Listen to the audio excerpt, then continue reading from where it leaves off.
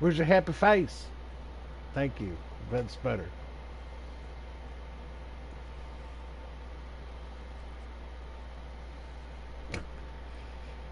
Who put her up here?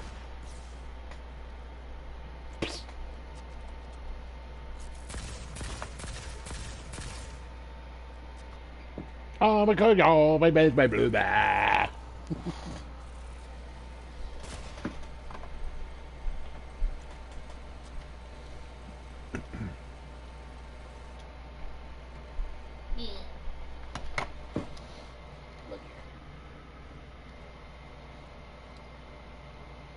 You better get signed in, girl. You late. No. 8:38. What time you gotta be signed in? 9 o'clock. Oh, I thought it was 8:30. My bad.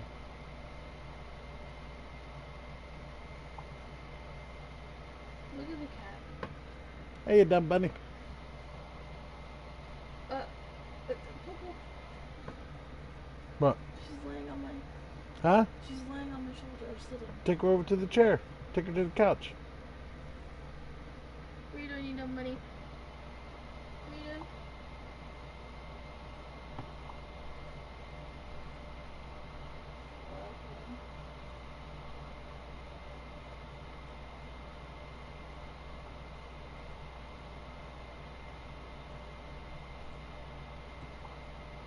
Guys, I wanted to update you in case you didn't get this in your sub box. There's a new video titled Love Never Dies. Please go to the channel, check it out, and don't forget to smash the thumbs up button. And if you have some time, leave me a comment because I'm reading them. Thank you.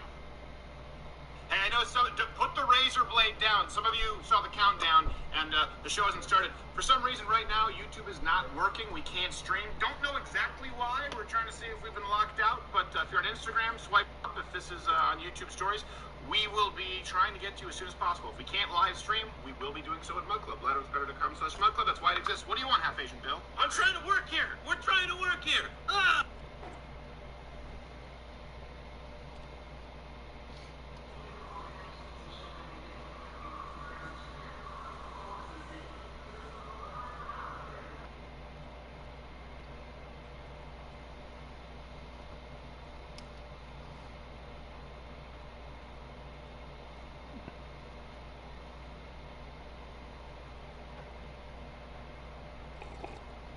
From the very beginning, the governor was allowing COVID-positive patients to be placed in the same nursing home as COVID-negative patients. Many in the legislature disagreed and went to work to try and change the policy. But the governor now has vetoed it. Governor Whitmer is still standing by her policy of placing COVID-positive patients in nursing homes with people who are COVID-negative. There hasn't been one nursing home that has taken a COVID-19 patient that they didn't think that they were prepared to care for. Across the state, nursing homes are not prepared with enough PPE. I'd like to hear what data was relied on to pick nursing homes to bring in COVID patients, to infect those that weren't infected, to kill those loved ones.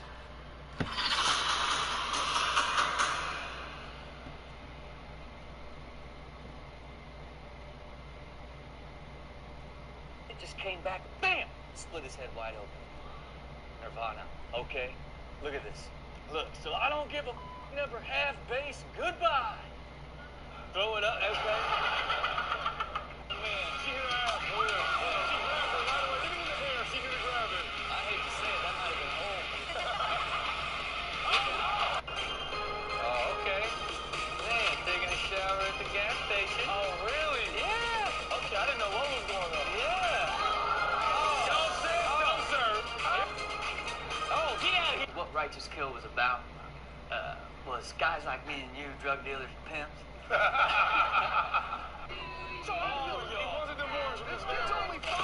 This next segment is going to get let in with this amazing footage.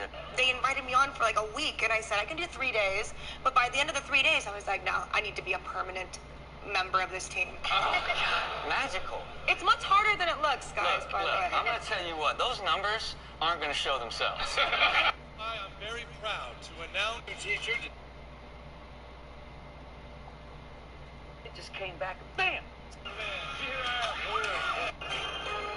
What Righteous Kill was about was guys like me and you, drug dealers and pimps. so hard. He wasn't divorced. This kid's only 5. This next segment is going to get led in with this amazing footage of you on The Price is Right. Oh. Like, tell me how you ended up being on The Price is Right in the first place. I was tweeting about Plinko. They invited me on for like a week, and I said I can do 3 days. But by the end of the 3 days, I was like, no, I need to be a permanent member of this team. Oh, my God. Magical. It's much harder than it looks, guys. Look, by the way. I'm going to tell you what, those numbers aren't going to show themselves. I am very proud to announce a pandemic special. You're gonna try and make us go back to school. You really want to go back to that slavery? Yo, get out of my house! You could be spreading germs! Welcome back to class. I'm your new teacher, Detective Harris.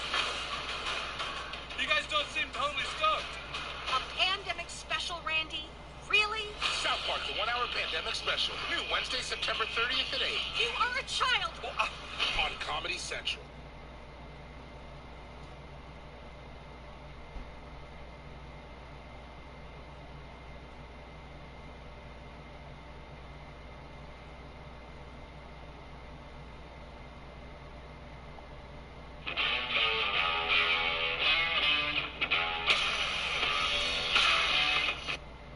Windows smashed, valuables stolen, and it is not the first time. The Sunday morning reality for those living near West 93rd Street and Willard Avenue. Renters at the Brick Lofts tell News 5's Emily Hamilton they've experienced multiple car break-ins in the last several months, and they are fed up. William Harris says he's tired. And my wife tells me, William, you get too upset. I'm tired. I'm tired of these flimsy excuses and all this other stuff that's going on. And he's not alone. I think maybe we'll have some type of security.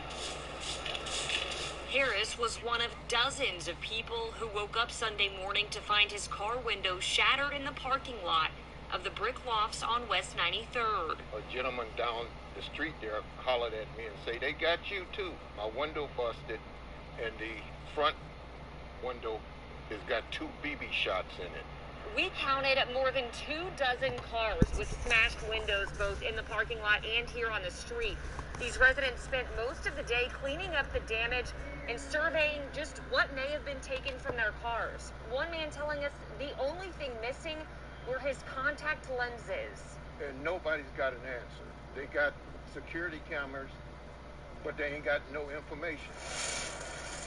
Some residents even telling us they've started leaving their doors unlocked without any valuables inside, hoping to avoid the repeated occurrence of shattered windows. Even leaving the windows unlocked, the doors unlocked, they don't even check. I'm paying rent.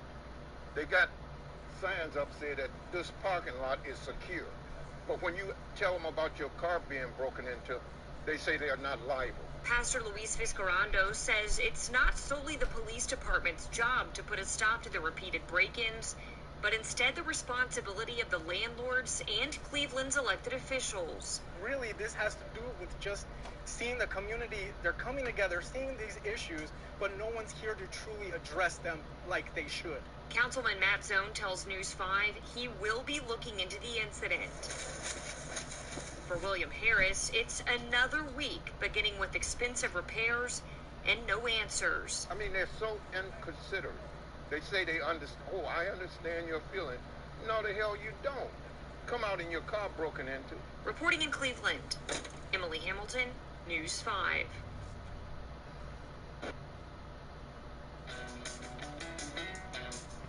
Well, first I just thought that they were freckles. Very unattractive blob things on my face. Makes me feel like a Dalmatian.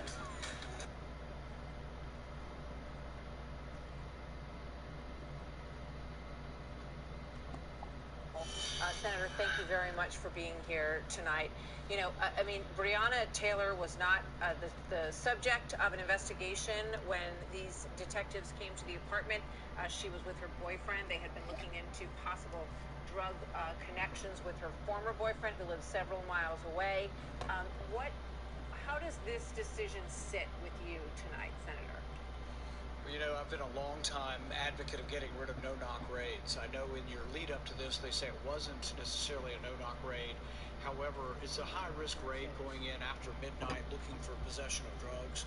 and I think it's not worth losing the life of a police officer or someone inside the house. So I'm just not in favor of doing this in search of drug possession. I don't think it's worth the loss of life.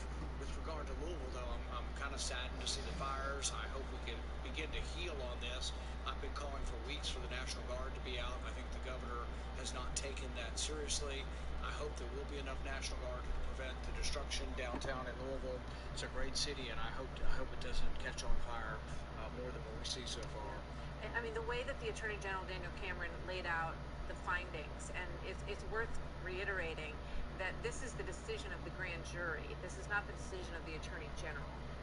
They investigated, they brought forth the information before this grand jury. The FBI also did an investigation, and those findings were made available to this grand jury. But what do you say to people in Louisville tonight who are upset with what even led up to them being at that apartment and feel that it was a situation that got out of control and that there's nothing being done to fix that? I know you've tried to address that, but what would you say to them tonight, to these people who are obviously very upset?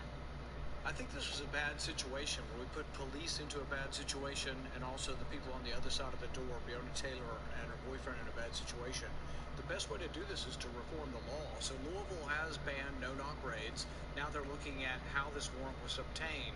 I've introduced federal legislation also to get rid of no-knock raids to try to prevent some tragedy like this from happening again. So I think we are responding in a way. The specific details, I can't judge guilt or innocence, and ultimately, this isn't the end, this is the beginning. A jury will have to decide that. But those details are best left to a jury without politicians and everybody else weighing in on guilt or innocence. But I don't want this to happen again, and I am working hard to try to make sure that the federal law prevents this from happening. Well, we remember when you were accosted by protesters in the street who wanted you to chant her name, and they were obviously not aware of the work that you had been doing on behalf of these no-knock raids on the Breonna Taylor Act, which you initiated. I want to ask you a little bit about COVID and the hearings on the Hill today, which you were part of. This is an exchange that you had with Dr. Fauci. How can we possibly be jumping up and down and saying, oh, Governor Cuomo did a great job? He had the worst death rate in the world. No, you misconstrued that, Senator, and you've done that repetitively in the past because they are looking at the guidelines that we have put together. Or they've developed enough community immunity. I challenge that, Senator, because this happens with Senator Rand all the time, that in New York it's about 22%. If you believe 22% is herd immunity, I believe you're alone in that. So, you went after him on the subject of Governor Cuomo and the record in New York, which I think a lot of New Yorkers can understand. You also went after him on this question as a doctor on what percentage does connote herd immunity, and you guys went back and forth on it. Tell me about that. Well, the facts are the facts from the Johns Hopkins website, which is esteemed, and people say these are the facts. The highest death rate in the world is in New York, 1,700 deaths per million. The U.S. average about 500. The average actually about 600 now. The average in Sweden about 570. But on the question of herd immunity, they're dismissive of this. But I'm sending over to Dr. Fauci so he can read a little bit on this. In Science magazine in August, 3 mathematicians came out with the idea that because an infection, transmission of infections and immunity seem to be concentrated in younger people, they seem to catch this faster and be more active and out in public more, that it actually skews the formulas on herd immunity and would allow herd immunity at a much lower rate. The other thing from the Johns Hopkins website you see is New York's having no new incidents and no new deaths. Now, he wants to say, oh, it's because everybody's washing their hands. Right. I don't believe that. I think they were washing their hands in April and we still had all these deaths. So there's something going on, and I can't say with certainty, but over the next couple of months, if there is no significant surge again without a vaccine in New York, it will look like herd immunity. That's what it looks like in Sweden right now. And it looks like this around the world where people have had a significant surge. They're not getting a second surge.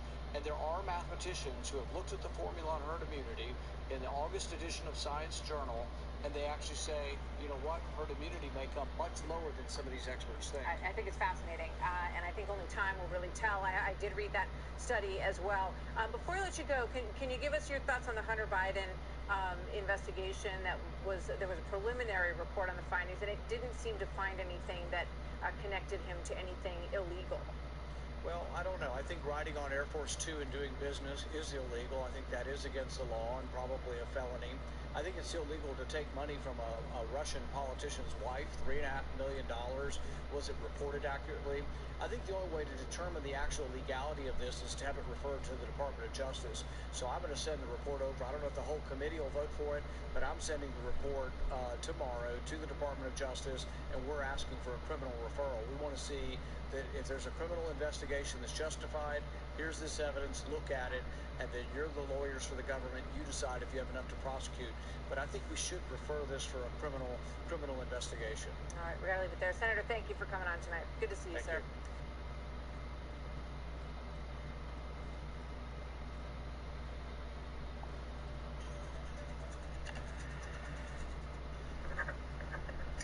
All right. Thank you very much for the presentations. Again, let me start out by complimenting the professionalism of the attorneys, both the state and the defense. These are tough cases, and it's nearly an impossible feat. We ask attorneys to engage in zealously representing their clients, fighting in court. Sometimes it becomes personal, but the mark of professionalism is to have these very sharp disputes resolved in a professional, appropriate manner. And I want to compliment both the state and the defense in their zealous representation and maintaining a high level of professionalism. I get to see lots of trials, lots of lawyering. I get to see very good lawyering, and sometimes I get to see lawyering that's not so good. But I did witness an extremely high level of quality of representation for both sides and professionalism, and I very much appreciate that. I want to thank you for that.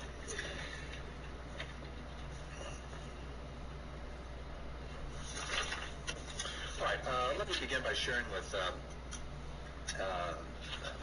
parties that the jury's found you guilty, Ms. DiPolito, of solicitation to commit first-degree murder. In Florida, that's a first-degree felony.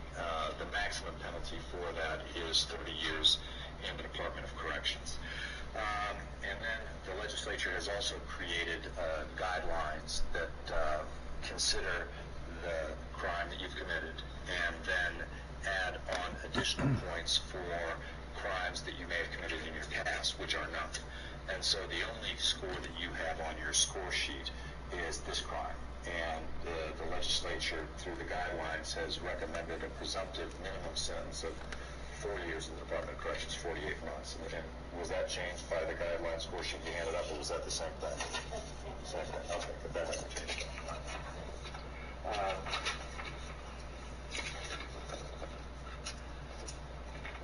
So my task is to figure out what an appropriate sentence would be, somewhere between 48 months and 30 years in the Department of Corrections.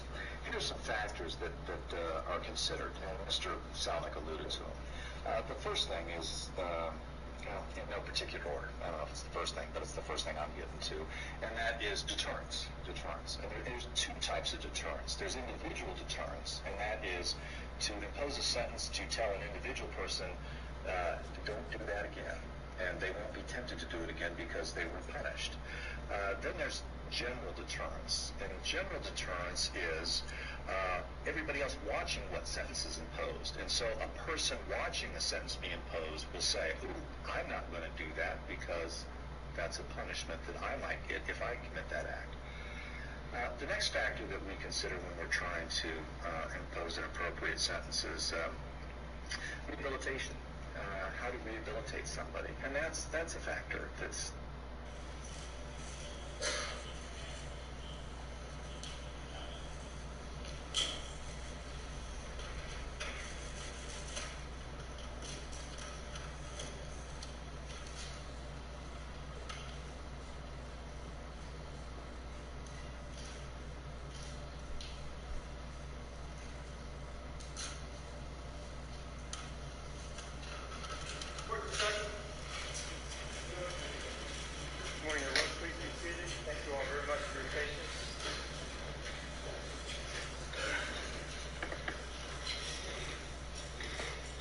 to all of you.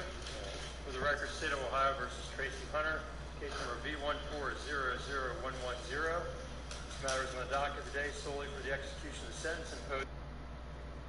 Attention homeowners. Can we use your home to showcase our next generation metal roofing system?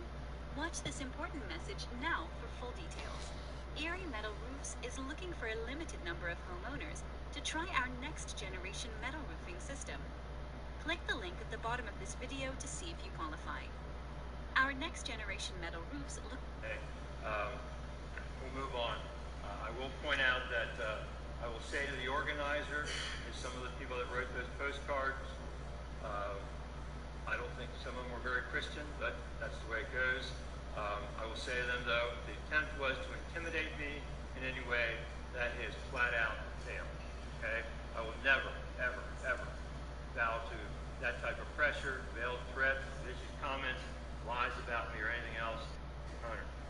Free Judge Tracy Hunter. Would you like to be the judge that goes down in history trying to destroy someone who was doing the right thing, who was elected to serve public, but again, complying with what I think is law, and so no other... was a letter which asked to have an evaluation for the purpose of sentencing. And I would say that that has nothing to do with the competency issue. It was rather, it's not